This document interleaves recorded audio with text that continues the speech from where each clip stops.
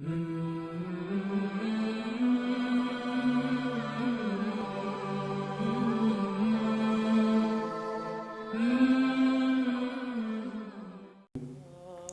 بعد فاعوذ باللہ من الشیطان الرجیم بسم اللہ الرحمن الرحیم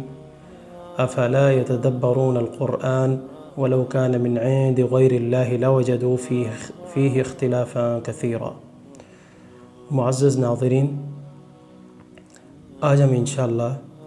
پارہ نمبر 7 کا خلاصہ سماعت کریں گے۔ پارہ نمبر 7 دو حصوں پر مشتمل ہے، سورۃ المائدہ کا آخر اور سورۃ الانعام کا ابتدائی حصہ، یعنی کچھ حصہ۔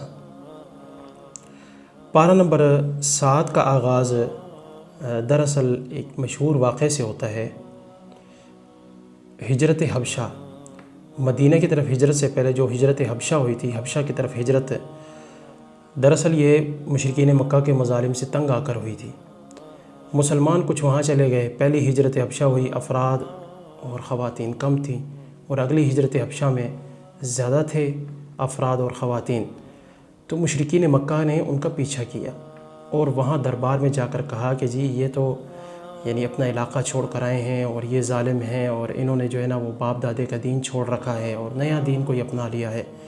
تو انہوں نے خواہ مخواہ آپ کے ہاں جو ہے نا وہ پناہ لیے اور ساتھ بہت سے تحائف بھی لائے۔ نجاشی، جس کا نام اسحمہ تھا اور نجاشی لقب ہے، حبشہ کا بادشاہ، اس نے پھر مسلمانوں کو اپنے سامنے حاضر کیا، اور اس وقت نمائندگی جس نے کی وہ حضرت علی رضی اللہ عنہ کے بھائی حضرت جعفر رضی اللہ عنہ ہیں، جنہوں نے سورہ مریم کی کچھ آیات ان کے سامنے تلاوت کی۔ آیات سن کر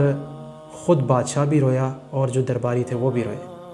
اور قرآن مجید نے بیان کیا یہ 7ویں پارے کے آغاز میں کہ یہ اس وجہ سے تھا کہ انہوں نے حق پہچان لیا۔ جب حق پہچان لیا تو نجاشی نے کہا کہ یہ تو وہی پرتو ہے، وہی عکس ہے جو حضرت موسیٰ علیہ السلام پہ اترا کرتا تھا، یہ تو وہی ہے، اور اب جو ہے نا حضرت محمد رسول اللہ صلی اللہ علیہ وآلہ وسلم پر اس کا نزول ہو رہا ہے۔ تو اس نے پھر یعنی تحائف بھی واپس کر دیے اور انہیں راندہ درگاہ کر دیا۔ یہ ہے آغاز یعنی 7ویں پارے کا۔ اور دوسرے رکوع کے اندر اللہ رب العزت فرماتے ہیں کہ جو حلال چیزیں ہیں اور پاکیزہ چیزیں انہیں حرام نہ ٹھہراؤ، اسی طرح جو حرام چیزیں ہیں انہیں حلال ٹھہرانا بھی جائز نہیں ہے۔ نبی کریم صلی اللہ علیہ وآلہ وسلم کو خاص طور پر اللہ رب العزت نے ایک جگہ تاکید کی ہے کہ آپ جو ہے وہ اللہ کی حلال کردہ چیز کو حرام نہ ٹھہرائیں۔ یہ حلال اور حرام کا اختیار اللہ رب العزت کے پاس ہے، اور یہ اللہ رب العزت نے آغاز کے اندر اسی لیے ذکر کیا کہ مشرکین مکہ اپنی مرضی سے بعض حلال چیزوں کو حرام اور حرام چیزوں کو حلال کر لیتے تھے، اور یہی طریقہ اور انداز اور وتیرہ دیگر اقوام کا تھا جو اس دور میں کسی نہ کسی شکل میں شرک کیا کرتی تھیں اور راہ ہدایت سے بھٹکی ہوئی تھیں۔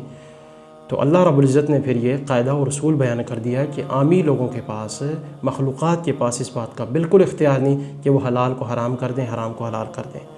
اور اسی رکوع کے اندر اللہ رب العزت نے پھر قسموں کا ذکر بھی کیا۔ قسم دراصل اللہ رب العزت کی عظمت کا اعتراف ہے، اور اس کا مطلب یہ ہے کہ آپ اللہ رب العزت کو گواہ بنا رہے ہیں، لہٰذا سوچ سمجھ کر قسم اٹھائیں۔ دیکھیں، ایک وہ شخص ہوتا ہے جس کی عادت ہوتی ہے بات بات پر ہاں اللہ کی قسم، نہ اللہ کی قسم، جو بات بات پر قسم اٹھاتا ہے اسے کہتے ہیں قسم لغو قسم۔ اس پر جو ہے نا وہ پکڑ اور مواخذہ نہیں ہوتا۔ البتہ جو قسم باقاعدہ ارادتاً اٹھائی جائے، عادتاً نہیں، تو انہیں پورے کرنے کا حکم ہے، اور اگر اسے پورا نہ کیا جائے تو یہ اللہ رب العزت کی طرف سے رخصت ہے، آسانی ہے، بہتری کسی اور چیز میں نظر آ رہی ہے،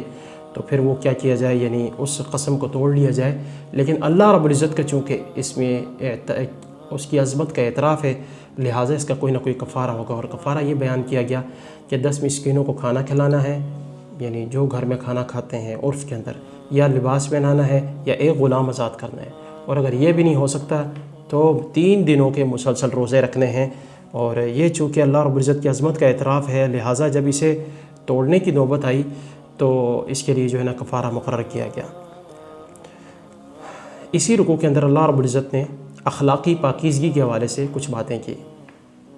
یعنی جو انسان کے اخلاق کو متاثر کرتی ہے اور اس کے اخلاق کو گدلا کرتی ہیں ان چیزوں سے روکا ہے۔ مثلا شراب جو مرحلہ وار حرام ہوئی، اس طرح یعنی جوا ہے اور قسمت کے تیر ہیں اور یعنی آستانے ہیں غیر اللہ کے، ان کو حرام کر دیا گیا اور بتایا گیا کہ یہ شیطان کا کام ہے، اور وجہ بھی بتائی گئی، ذکر کی گئی کہ یہ جو ہے نا وہ لڑائی اور نفرت اور بغض اور حسد کا سبب بنتے ہیں، اور اس طرح بندہ اس کی وجہ سے اللہ کے ذکر سے اور نماز وغیرہ سے رکتا ہے اور اس میں کمی کوتاہی کرتا ہے، لہٰذا اس وجہ سے یہ چیزیں یعنی حرام ہیں۔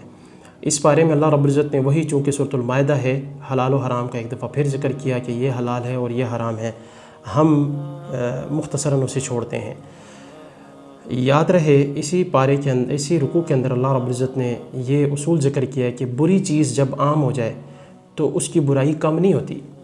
اب دیکھیں نا، سگریٹ پیچھے پہلے جو ہے نا بہت ہی معیوب سمجھی جاتی تھی، اب آہستہ آہستہ دلوں سے اس کی نفرت ختم ہوتی جا رہی ہے، کم ہوتی جا رہی ہے۔ میوزک جسے لوگ پہلے حلال نہیں سمجھتے تھے، اور اب جو ہے نا میوزک کے دل دادا ہوتے جا رہے ہیں، اور ان کی کوئی ویڈیو بھی میوزک کے بغیر مکمل نہیں ہوتی۔ تصاویر پہلے حرام تھیں اور اب جو ہے نا وہ تصاویر کے حوالے سے بڑی نرمی اور گنجائش پائی جاتی ہے، تو اس کا مطلب یہ نہیں کہ یہ چیزیں جو ہے نا وہ شرع کے اندر جو ہے نا وہ یعنی پاکیزہ ہو گئیں اور جو ہے نا وہ حلال ہو گئی۔ تو حرام چیز بھلے کثرت سے ہوتی حرام ہے، بھلے کم ہو یا زیادہ، بظاہر مفید نظر آئے یا مفید نظر نہ آئے۔ اور اگلے رکوع میں اللہ رب العزت نے مشرکین کے جرائم اور ان کے حوالے سے بحث کی ہے۔ پہلے میں ذکر کر چکا ہوں کہ وہ اپنی طرف سے کچھ چیزوں کو جو ہے نا وہ کیا کرتے، حلال کر لیتے اور کچھ چیزوں کو حرام کر لیتے، اور یہ کام بھی کرتے تھے کہ بتوں کے نام پر چھوڑ دیتے تھے، نیاز چڑھاتے تھے۔ تو اس پر اللہ رب العزت نے تبصرہ کیا کہ یہ جو بحیرہ، صائبہ، وسیلہ اور حام ہے، اس کا اسلام میں کوئی تصور نہیں ہے۔ سعید بن مسیب جو تابعی ہیں، کبار تابعین میں سے ایک ہیں، وہ اس کی شرح کرتے ہوئے فرماتے ہیں بحیرہ وہ جانور ہے جس کا دودھ وہ بتوں کے لیے خاص کر دیتے تھے، اور پھر کوئی دودھ نہیں پیتا تھا اس کا، اور نہ ہی دودھ دوہتا تھا۔ اور صائبہ وہ جانور جو اپنے معبودوں کے لیے وہ خاص کر لیتے تھے، اس پر کوئی بوجھ نہیں لاتا تھا، بوجھ لادنے والا کام نہیں کرتا تھا۔ اور وسیلہ وہ اونٹنی جو مسلسل 2 دفعہ مادہ بچہ جنم دیتی، جب وہ یہ کارنامہ سر انجام دیتی تو اسے بتوں کے نام پر آزاد چھوڑ دیا جاتا۔ اور جو حام ہے، آخری اصطلاح ہے، وہ سانڈ اونٹ جس کی جفتی سے مادہ مخصوص تعداد میں جو ہے نا وہ کیا کہتی ہے بچے دیتی، تو اسے بھی جو ہے نا بتوں کے نام پر چھوڑ دیتے اور ذاتی استعمال میں نہ لاتے۔ پھر ان لوگوں کی آپ حالت زار دیکھیں مشرکین مکہ کی، کہ شریعت کے مقابلے میں دلیل کیا پیش کرتے ہیں، جی ہمارے باپ دادا جو ہے نا اس طریقے پر قائم رہے۔ ہمارے ہاں بھی یہ بڑی خطرناک روش ہے کہ جب دلیل لی جاتی ہے تو وہ کہتے ہیں کہ جی وڈ کے اس طرح کرتے رہے، تو یہ رویہ درست نہیں ہے اور ایک مسلم کا شیوہ اور طریقہ نہیں ہے۔ تو دلیل وہی ہے جو اللہ رب العزت نے اتاری اور جو رسول اللہ صلی اللہ علیہ وسلم کے فرمان میں موجود ہے، اور یہی وجہ ہے کہ قیامت والے دن حضرت عیسیٰ علیہ السلام سے جب سوال و جواب ہوگا تو عیسیٰ علیہ السلام انکار کر دیں گے کہ اللہ تو پاک ذات ہے، میں یا میری والدہ نے لوگوں سے نہیں کہا کہ ہمیں الہ بنا لو اللہ کو چھوڑ کر، یا ہمیں اللہ کا بیٹا بنا لو اور میری والدہ کو بیوی بنا لیا جائے، تو تیری ذات پاک ہے، اگر میں نے ایسا کہا ہے تو اللہ تیرے علم میں ہے۔ تو حضرت عیسیٰ علیہ السلام سمیت جتنے بھی دیگر معبود ہیں لوگوں کے، قیامت والے دن قرآن مجید کی بعض آیات کے اندر آتا ہے کہ وہ بری ہو جائیں گے۔ جی دوسرے حصہ ہم شروع کرتے ہیں ناظرین، وہ ہے سورۃ الانعام۔ یاد رہے کہ سورۃ الانعام مکی صورت ہے، اور یہ رسول اللہ صلی اللہ علیہ وسلم کا جو مکہ میں قیام تھا اس کے آخری دور میں نازل ہوئی۔ وہ یوں سمجھیں کہ 13 سالہ جو مکی دور ہے، دور نبوی، اس کا خلاصہ ہے۔ مشرکین کو الٹیمیٹم دے دیا گیا، اور اس کے ساتھ ساتھ توحید کی مختلف شکلیں اور شرک کی مختلف صورتیں بیان کر دی گئیں، مشرکین کے اعتراضات کا ذکر کر کے ان کا جوابات دیے گئے۔ سورت کا آغاز اللہ رب العزت کی تعریف سے ہوتا ہے، جیسا کہ بعض صورتوں میں آتا ہے، جیسے سورۃ الفاتحہ ہے، اور جن صورتوں کے شروع میں حامیم تنزیل الکتاب من اللہ العزیز العلیم۔ بعض صورتوں کا آغاز تقریباً 5 یا 6 صورتیں ایسی ہیں اللہ کی تعریف سے ہوتا ہے۔ پھر عقیدہ توحید کی وضاحت کی گئی، چونکہ یہ خلاصہ تھا 13 سالہ دور نبوی کا جو مکہ میں گزرا، تو توحید کی مختلف اقسام ذکر کی گئیں۔ مثلاً عذاب آنے پر، یا کشتی جب بھنور میں پھنس جاتی ہے گرداب میں دریا کے اندر، تب تم اللہ کو پکارتے ہو، تو تب تم غیر اللہ کو نہیں پکارتے، یقیناً نہیں پکارتے، تو پھر عام حالات میں غیر اللہ کو کیوں پکارتے ہو؟ اس طرح غیر اللہ کو سرپرست بنانے کی ممانعت ہے، اور غیر اللہ کو نفع نقصان کا مالک سمجھنے کی ممانعت ہے، اور مشرک لوگ دوسروں کو اللہ کے برابر سمجھتے تھے، اس چیز سے اللہ رب العزت نے سختی سے روکا، اور مشرکین مکہ اللہ کی مخلوق کو اس کا شریک بنا دیتے تھے اور سمجھتے تھے کہ عالم الغیب کوئی اور بھی ہے، جبکہ عالم الغیب صرف اللہ کی ذات ہے، اور اللہ تعالیٰ ہی برحق مولا، حاکم اور اسرع الحاسبین ہے۔ اور اس کے حساب کا آپ اندازہ لگائیں کہ کتنا وہ اسرع الحاسبین ہے۔ موجودہ دور میں آپ دیکھیں گوگل پہ آپ کوئی چیز سرچ کرتے ہیں تو 1 سیکنڈ کے پتہ نہیں سینکڑویں حصے میں آپ کے سامنے سینکڑوں رزلٹ آ جاتے ہیں سرچ کرتے ہوئے۔ تو یہ دیکھیں انسان کا بنایا ہوا نظام ہے، اور اللہ رب العزت کا نظام یہ کیسے ہو سکتا ہے کہ قیامت والے دن وہ احتساب نہ کر سکے، جیسے کہ دہریہ قسم کے لوگ کہتے ہیں، دین سے دور لوگ کہتے ہیں۔ اس کے بعد اللہ رب العزت نے اسی رکوع کے اندر مشرکین مکہ کے جرائم کی فہرست بھی ذکر کی کہ یہ لوگ دین والوں کا مذاق اڑاتے ہیں، نبی کا مذاق اڑاتے ہیں، اور ہدایت نہ ملنے کی ایک وجہ یہ ہے کہ قرآن مجید پر غور کرنے کی بجائے اسے جادو سمجھتے ہیں، اور نبی کریم صلی اللہ علیہ وسلم کو بھی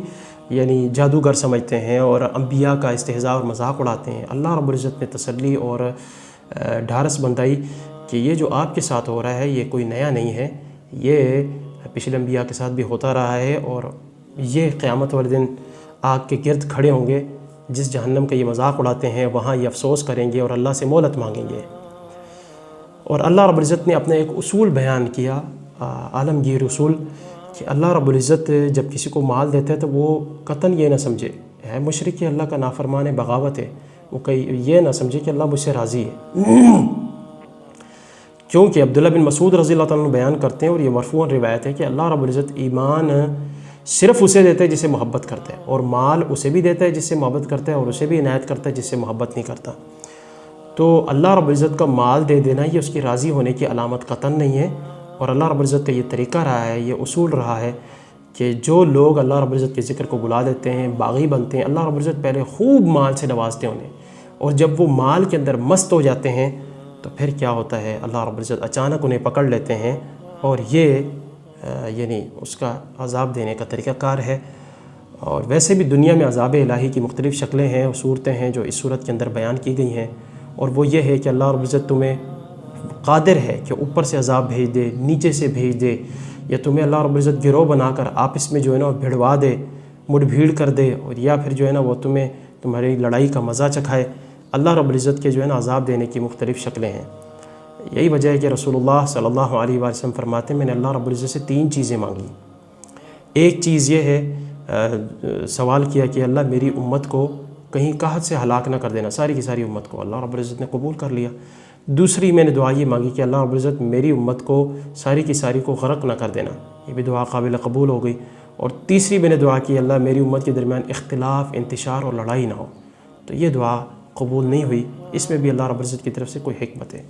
اوپر سے عذاب کا مطلب کیا ہے، جیسے بارش کی کثرت ہو جائے اس موسم میں جب ضرورت بھی نہیں ہے، طوفان کا آنا، بجلی ہے، اولے ہے، آندھی ہیں، اور اس طرح ظالم حکمران ہے، اور جو زمین کا عذاب ہے اس کے اندر ظالم حکمران ہے، عورت کا جو ہے نا کیا کہتے ہیں نافرمان ہونا ہے، بچوں کا نافرمان ہونا ہے، اور جو قریبی ہیں ان کا نافرمان ہونا ہے، اور اس طرح زلزلہ ہے، قحط ہے، زمین میں دھنس جانا ہے، یہ ساری چیزیں۔ اس کے بعد اللہ رب العزت نے مشرکین مکہ کے سامنے اس امر کی وضاحت کی کہ تم دعویٰ کرتے ہو کہ ہم ابراہیمی ہیں، اگرچہ نسلاً تم ابراہیمی ہو لیکن حقیقتاً ابراہیمی نہیں، کیونکہ تم ان کے طریقے پر قائم نہیں ہو۔ تو چنانچہ اللہ رب العزت نے پھر ذکر کیا کہ ابراہیم علیہ السلام نے اپنے والد سے بھی کہا تھا کہ آپ تو جو ہے نا ان بتوں کو جن کو خود تراشتے ہیں انہیں الہ بنا رہے ہیں، آپ اور آپ کی قوم گمراہی میں ہے۔ اور پھر ان کی دعوت دینے کا ایک جو ہے نا وہ پریکٹیکل اور منفرد انداز اللہ رب العزت نے ذکر کیا کہ انہوں نے پہلے جو ہے نا وہ ستارے کو دیکھا تو کہا کہ جی یہ میرا رب ہے، جب ستارہ ڈوب گیا تو کہا کہ جی میں ڈوبنے والوں کو پسند نہیں کر سکتا، یہ رب پسند نہیں کرتا، یہ رب نہیں ہے۔ پھر چاند جو ہے نا وہ طلوع ہوا تو کہا کہ جی یہ روشن نظر آتا ہے، یہ میرا رب ہے، اور جب چاند بھی غروب ہو گیا تو اللہ کا شکر ادا کیا کہ اللہ تو ہدایت نہ دیتا تو میں تو گمراہ ہو جاتا۔ پھر جب سورج طلوع ہوا، سورج کو دیکھا، کہا یہ تو بڑا ہے اور یہ رب ہے، اور جب سورج بھی غروب ہو گیا تو پھر قوم کے سامنے یہ اعلان کر دیا کہ میں جو ہے نا تمہارے شرک سے بری ہوں،